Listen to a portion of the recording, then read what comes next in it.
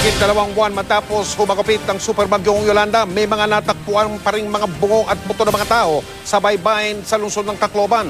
Hinihinalang ang mga butong yun ay sa mga nabiktima ng tinatawag na storm surge na kumitil ng libo-libong buhay doon.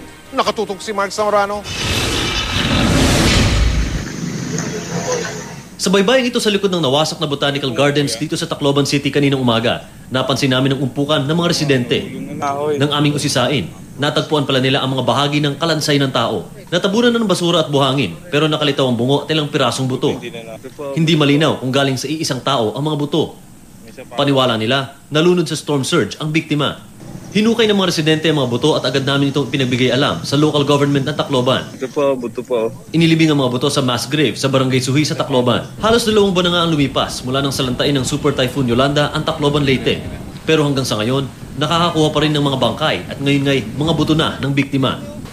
Ang pinakauling death toll, 6,201 at patuloy daw na nadadagdagan. It's not abnormal, because in the Aceh experience, they never closed the body count. Hanggang ngayon, it's still open.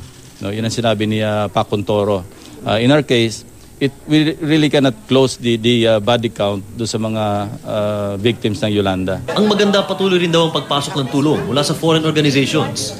Ang United Nations Population Fund nag-donate ng isang bagong ambulansya sa lokal na pamahalaan ng Tacloban.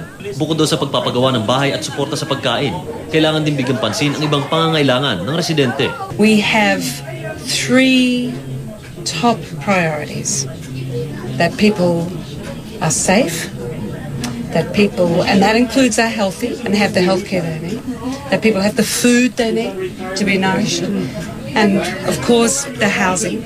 But the third thing must be schools. It really helps to give us hope, diba? It helps na to feel the love that they care for us, no matter what happened and how bad it is. They're here to help us. Pinaghahandaan na rin ngayon ng lokal na pamahalaan ng Tacloban ang napipintong pagdating ng hari ng Sweden na si King Carl XVI Gustaf, kasama si Vice President Jejomar Binay sa linggo.